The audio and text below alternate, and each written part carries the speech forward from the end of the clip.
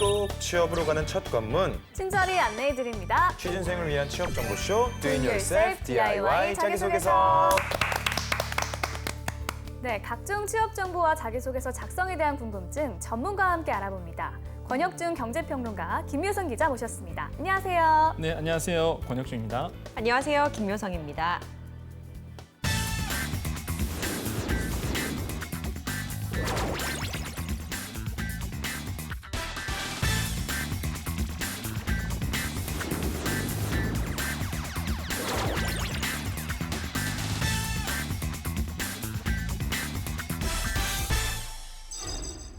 네, 자기소개서의 주인공 만나보겠습니다. 주인공이 희망하는 오늘의 기업, 너를 보여줘. 우선 오늘의 기업은 바로 현대로템입니다. 현대로템. 네, 뭔가 현대로템, 이제 현대라는 이름이 들어가 있으니까 이 현대그룹하고 좀 연관이 되어 있어 보이는데 뭘 하는 기업인가요? 네, 뭐 정확히 말하면 현대그룹 아니고 현대 자동차 그룹 계열사가 맞고요. 네. 현대 자동차 그룹 계열사 맞고 이게 부분이 철도 산업이 있고요. 그다음에 방산 있고 플랜트 이렇게 해서 주요 세 부분으로 나눠집니다. 뭐 현대로템 딱 하면 떠오르는 게 바로 철도, 뭐 말 그대로 또 전동차, 뭐 경전철, KTX 이런 게 떠오르게 되고요. 뭐 세계에서 고속 열차를 만드는 몇 안 되는 회사다 보니까 뭐 국내에서는 뭐 독보적인 존재라고 우리가 평가할 수 있겠죠. 네. 그러니까 우리가 이용하는 지하철의 뭐 거의 대부분을 현대로템에서 만든다고 봐도 무방하겠네요. 자, 그렇다면 현대로템은 어떻게 설립이 된 건가요? 네, 97년 하면 떠오르는 게 있죠. 바로 외환 위기였는데 외환 위기가 터지면서 대한민국 경제를 재편하기 위한 정부의 빅딜 1호였습니다. 현대전공, 대우중공업, 한진중공업의 철도 차량 생산 부분을 합친 통합법인이죠. 한국철도차량으로 시작을 하는데요. 설립 당시에는 모두가 지분을 가지고 있었지만 현대자동차 그룹에서 대우 측 지분을 인수해서 자회사로 편입을 한 겁니다. 네. 자, 그렇다면 기업의 규모는 어느 정도인가요? 네, 기업 규모를 이제 반기 보고서를 봤습니다. 그러니까 2018년도 1월부터 6월까지 매출이 한 1조 1천억 원 정도 나왔습니다. 그래서 작은 규모는 아니죠. 그래서 최근 3개월, 그러니까 반기 보고서에서 3개월이라 하면은 뭐 4, 5, 6월 이렇게 되겠죠. 거기서 한 6,200억 원 정도 매출이 나왔고요. 영업이익은 총 했다 한 230억 원, 반기입니다. 1월부터 6월까지 230억 원 정도의 영업이익이 나왔습니다. 근데 단기 이익이 굉장히 안 나왔어요. 그러니까 손실이 됐거든요. 단기 순손실인데 마이너스 한 88억 정도가 됐습니다. 이런 상황에서 사실 현대로템이 안 좋았어요. 최근에 계속 안 좋았는데 2분기에 어닝 서프라이즈를 기록을 했죠. 그래서 업계에서도 생각보다 잘 나왔다 이런 얘기를 했었는데 이유는 뭐 철도 부분에서 깜짝 실적을 낸 부분도 있고요. 사실 자세히 좀 봤어요. 그래서 재무제표를 봤더니 솔직히 뭐 철도 부분도 견인한 것도 있지만 제가 보기에는 뭐 법인세 비용에서 환급이 79억 원이 됐거든요. 그러니까 우리가 이런 거를 이제 이연세 법인 자산이라고 그러는데 아마 다 아실 거예요. 그래서 이게 79억이 환급되면서 사실 2분기 때는 30억 원 좀 흑자를 본 단기 순이익이 됐죠. 그래서 이런 부분이 된 부분이 있습니다. 그래서 아마 여러분께서 현대로템을 봤을 때 만약에 취업을 준비하시거나 자기소개를 했을 때 사실 업계 현황은 그렇게 좋지 않았지만 사실 2분기 때 2018년도 2분기 때는 흑자를 본 이유가 철도 부분 상승과 그리고 이연세 법인 자산의 조정으로 인해서 됐다라고 우리가 좀 평가해 볼 수 있겠습니다. 네, 그렇다면 글로벌 시장에서의 입지는 어떤가요? 네, 세계 시장에서는 급성장하는 중국 업체인 중국 중처, 그리고 프랑스, 독일, 일본 등 선진 업체의 치열한 경쟁으로 현대로템은 글로벌 10위권 안팎에 있습니다. 그래서 탑5를 목표로 하고 있는데요. 하지만 앞서 말씀드린 이 중국 중처가 고속철도망 확충 및 가격 경쟁력, 그리고 저렴한 인건비, 그리고 국가적 차원의 지원이 있기 때문에 아주 빠르게 성장을 했어요. 그래서 세계 시장 점유율 30% 이상을 차지하는 부동의 1위 업체로 도약하고 있습니다. 네. 자, 그런가 하면 해외 이 수출도 엄청 활발하게 하고 있다고요? 네, 그 현대로템은요 96년도입니다. 그러니까 1996년도 경전철을 이제 터키에 이제 처음 수출을 했는데 이후에 10년 동안 뭐 품질이라든지 뭐 사후 서비스라든지 정비라든지 이런 서비스에서도 굉장히 후한 점수를 받으면서 사실 터키에서 굉장히 긍정적인 우호적인 분위기를 형성을 했죠. 그러다 보니까 2008년도에는 디젤 전동차, 그러니까 디젤 동차 84량을 수주하는 쾌거도 이뤄냈고요. 그래서 굉장히 터키에서만 7개 철도 사업 총 806량 정도의 어떤 수주 기록을 기록하기도 했습니다. 굉장히 잘 하고 있는 회사라고 말씀드릴 수 있죠. 네. 자, 그렇다면 오늘의 기업에 대해서 요약 소개 부탁드립니다. 네, 아까 제가 포트폴리오 좀 말씀드렸어요. 현대, 롯데엠 하면은 철도, 그다음에 방산, 플랜트라고 말씀드렸는데 요거 한번 제가 매출액을 좀 봤습니다. 반기 보고서를 본다면 철도 부분이 전체 매출에서 한 47%를 차지하고 있습니다. 그래서 아까 2018년도 2분기 때 매출이 잘 나온 이유가 바로 철도의 어닝 서프라이즈를 기록했기 때문이다라고 말씀드렸잖아요. 그 정도로 47%의 비율을 차지하고 있기 때문에 가능한 거고요. 이게 한 5천억 정도가 나왔어요. 반기 때. 그다음에 방산 부분이 전체 매출에서 한 22% 정도 차지하고 있고 플랜트 사업이 한 24% 정도, 그다음 기타 부분에서 7% 이렇게 조금 포트폴리오가 나눠져 있고요. 그리고 특히 현대 롯데엠 하면 딱 떠오르는 것이 바로 대북 경업 이거는 이제 연관이 되는데 사실 제가 퀴즈 하나 내드릴게요. 왜 그 통일하면은 왜 현대 롯데엠이 자꾸 거론되는지 아세요? 통일이 되면 그쪽에 이제 기본적으로 네. 기차나 지하철이나 이런 것도 깔려야 되니까요. 이야, 우리 아나운서님이 역시나 박수 맞습니다. 정확히 맞으셨는데 그 통일 시대를 우리가 준비를 하고 있습니다. 실제 보면은요 가장 먼저 필요한 것이 건설 부분, 그다음에 SOC 사회 간접 자본 이런 부분인데 기본적으로 물자가 이동하려면 철도가 필요하고요. 그래서 보통 우리가 통일 얘기하면은 가장 먼저 떠오르는 기업이 현대 롯데엠이 돼요. 그러다 보니까 요번에 계속 이슈가 나오고 있습니다. 남북의 화해 모드, 그다음에 경업주, 그다음에 말 그대로 우리나라를 통해서 유럽까지 횡단하는 이제는 말 그대로 철도 이런 것도 실제 가장 수혜를 받는 기업은 역시 현대 롯데엠이다라고 우리가 정리할 수가 있겠죠. 그래서 미래 가능성은 굉장히 밝은 회사다라고 말씀을 드리겠습니다. 네. 자, 그러면 다음 코너로 넘어가 보도록 하겠습니다. 자기소개서 작성에 필요한 이슈를 선정해 봅니다. TMI 이슈 가이드 함께 하시죠.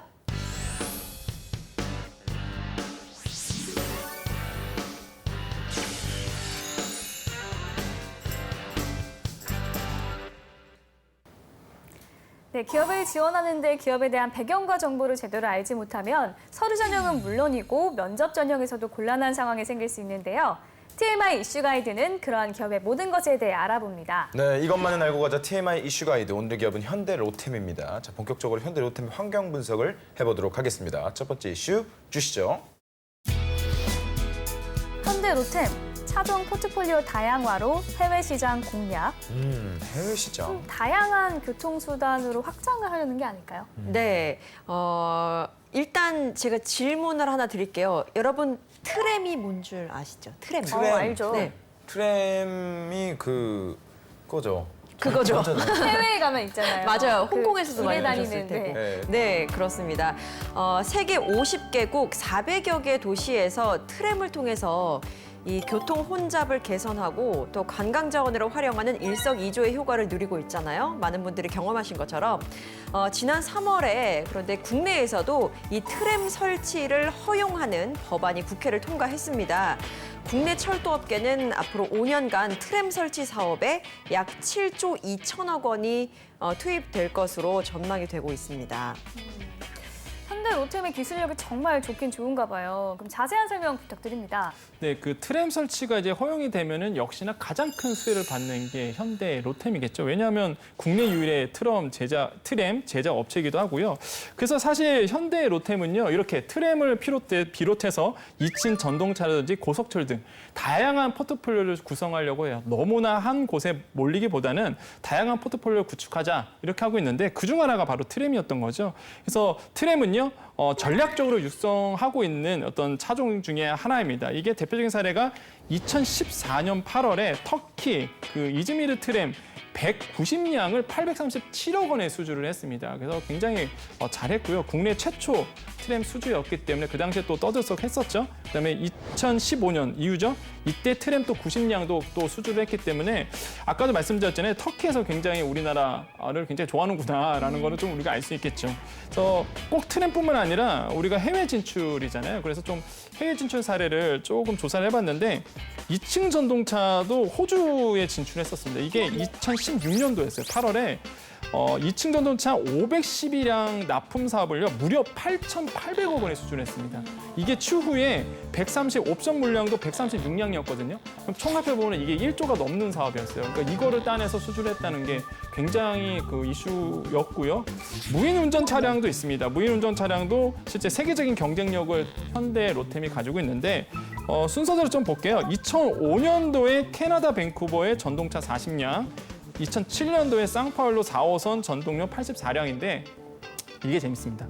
상파울로에 제가 진출했다 그랬잖아요. 이게 금방. 근데 상파울로 4호선이 뭐냐면 약 75만 명이 이용하는 중남미 최초의 무인 전동차라고 상호합니다. 이게 성공을 했어요. 그러다 보니까 중남미 지역의 대표적인 무인 전동차 사업으로 말 그대로 이슈화 됐었고 그다음에 성공 사례로 이게 남아있거든요.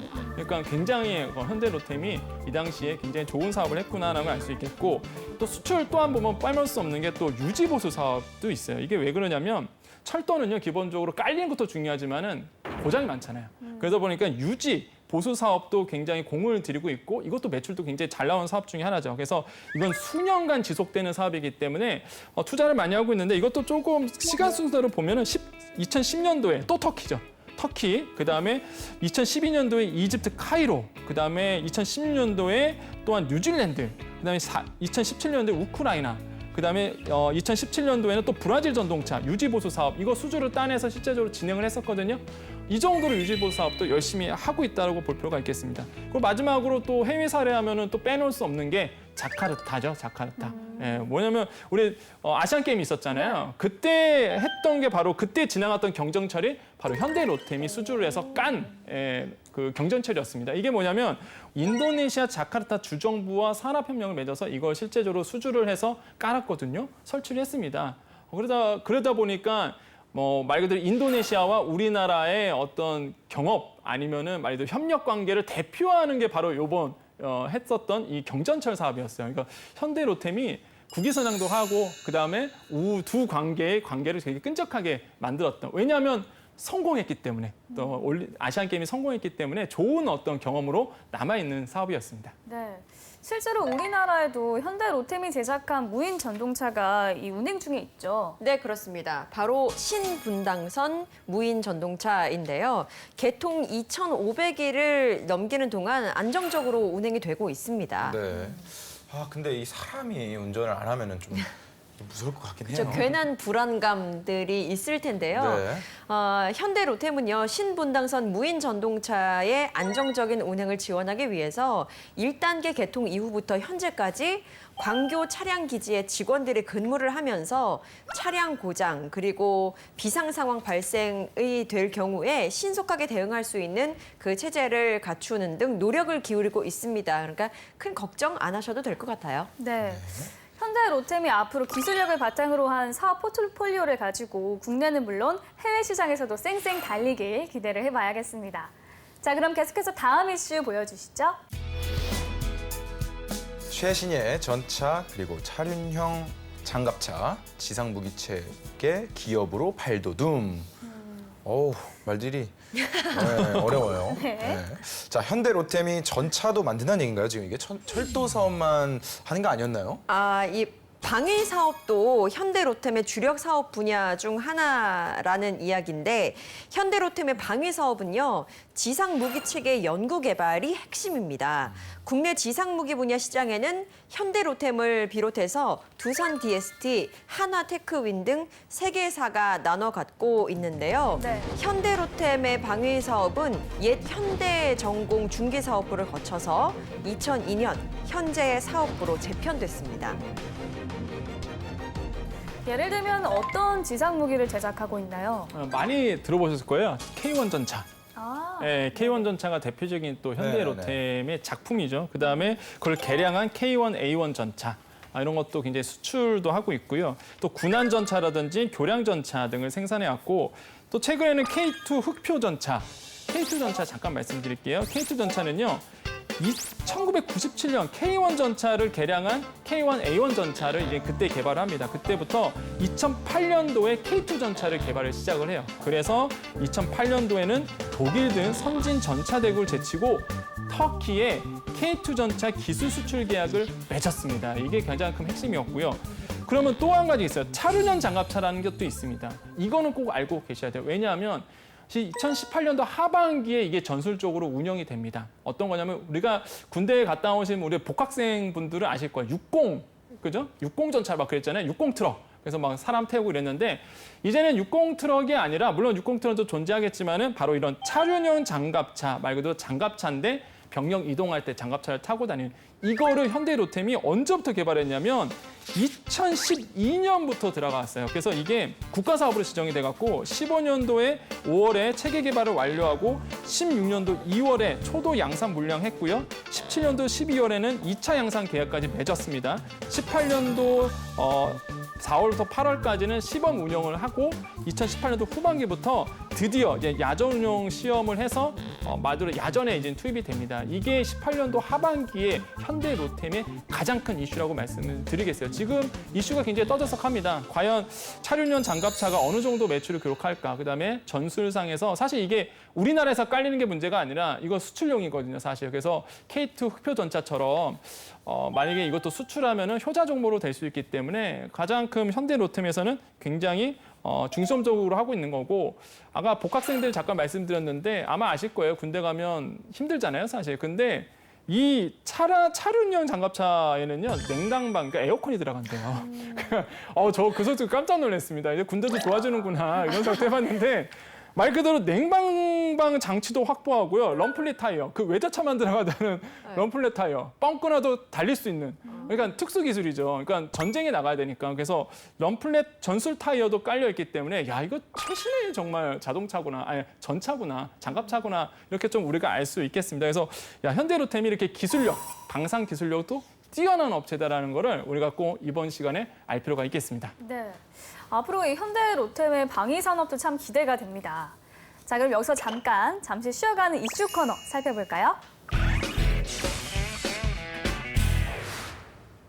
네, 막간을 이용해서 김유선 기자께서 잠시 쉬어가는 이슈 랭킹 준비해 주셨죠? 네, 그렇습니다. 오늘은 우리가 철도 차량을 제작하는 기업에 대해 알아보고 있잖아요. 그래서 그와 관련된 흥미로운 이슈 랭킹을 선정해 봤습니다. 먼저 주제 보여주시죠. 세계에서 가장 빠른 고속철도는? 네.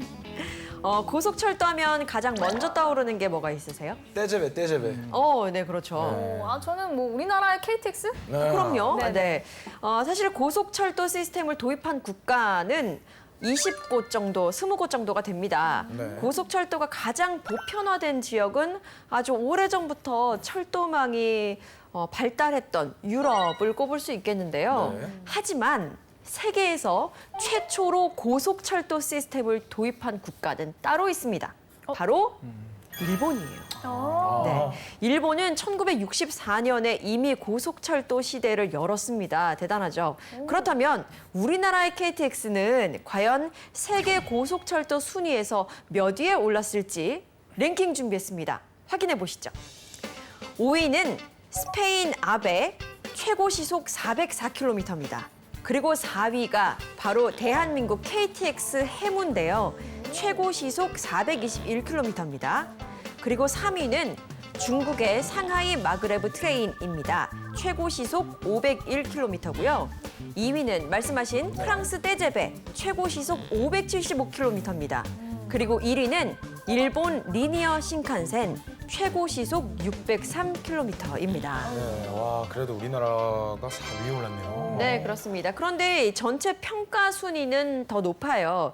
우리나라 KTX는요, 인구의 44% 이상이 이용 가능하고 또 1km당 이용 요금도 상대적으로 저렴해요. 그래서 전체 평가에서 세계 2위를 기록하고 있습니다.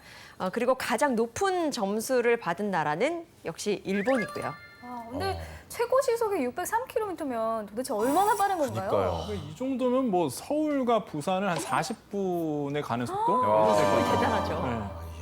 그러니까 머지않아서 또 시속 603km를 뛰어넘는 고속철도도 등장할 예정이라고 하니까요. 머지않아서 정말 부산까지 20분이면 도착하는 시대가 도래할 것으로 보입니다. 부산을 회목으로 왕복 갔다 오는 그러니 한 시간 안에 보이지 않은 것 같아요.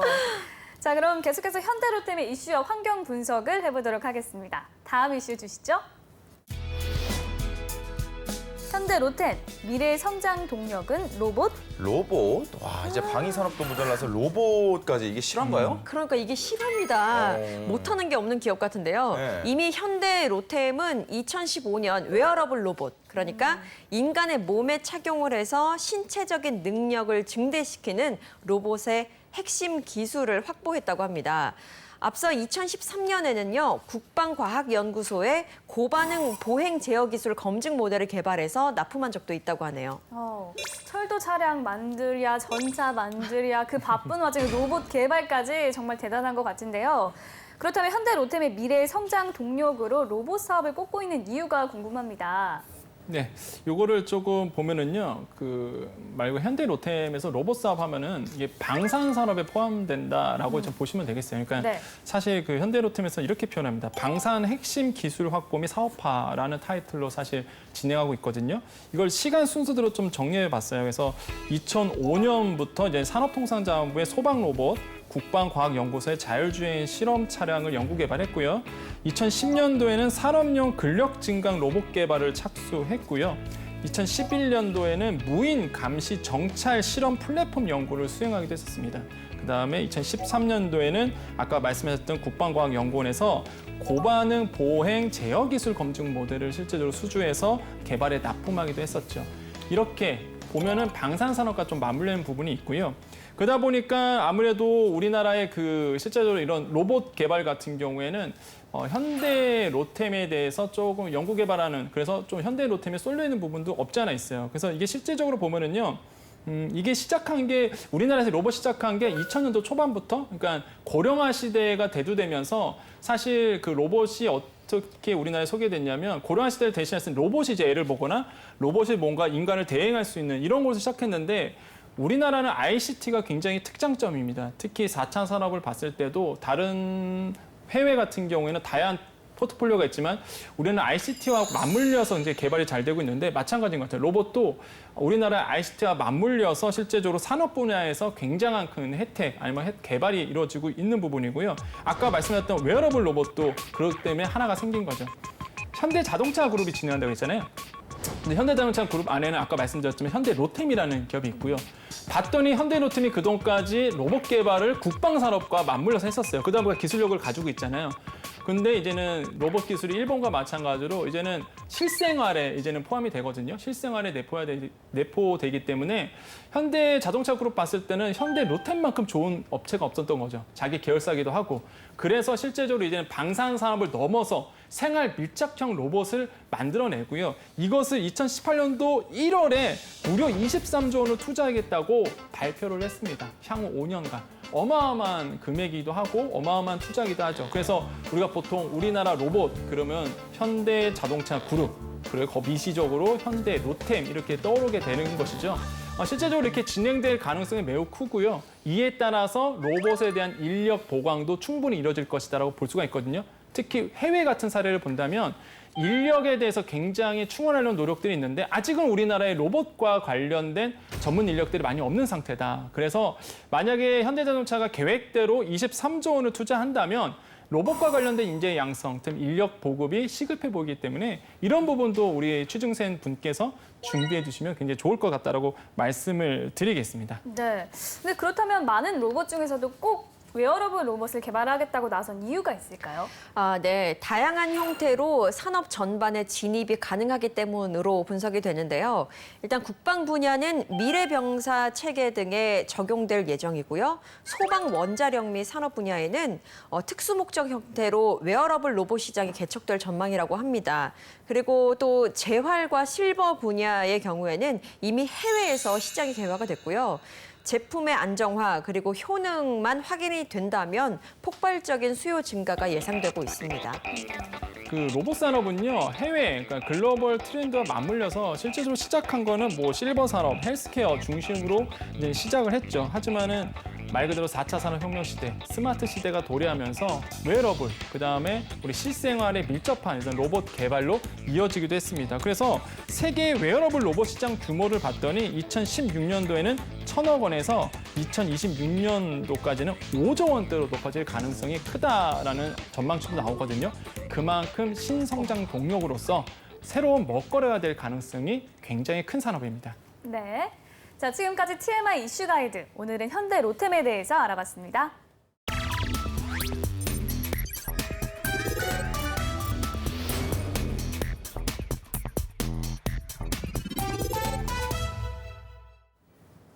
네, 오늘 주인공의 프로필을 살펴볼 텐데요. 오늘 주인공의 지원 직무는 현대로템 연구개발직 지원자입니다. 그렇다면 오늘의 지원자가 관련 기업에 적합한 인재인지 간략히 프로필부터 보도록 하겠습니다. 여성분이시고요. 23살입니다. 취미는 음악 감상이고요. 전공은 기계공학과 졸업 예정이라고 합니다. 학점은 3.9점, 언어는 토익 스피킹 레벨 6, 토익은 930점이라고 합니다. 네, 오늘 지원자는 좀 이력서가 굉장히 심플합니다. 깔끔해요. 네, 어학 점수가 상당히 높은 것도 눈에 띄고요. 네. 자, 그렇다면 평론가님께서 보시기에는 오늘의 지원자의 프로필 중 기업의 어떤 부분을 어필하면 좋을까요? 그냥 용감하다 이런 용감하다. 느낌이 듭니다. 왜냐하면 이게 현대로템 같은 경우는 아까도 제가 잠깐 포트폴리오 말씀드렸잖아요. 그 여자 정직원이 굉장히 적은 네. 인데 거기에 들어가려고 하는 이런 어떤 용기 있는 모습들. 네. 그래서 굉장히 용기가 있다라고 좀 말씀을 드리겠습니다. 네. 자, 그럼 2부에서 본격적으로 자기소개서를 살펴보면서 지원 분야에 적합한 인재인지 확인해 보겠습니다.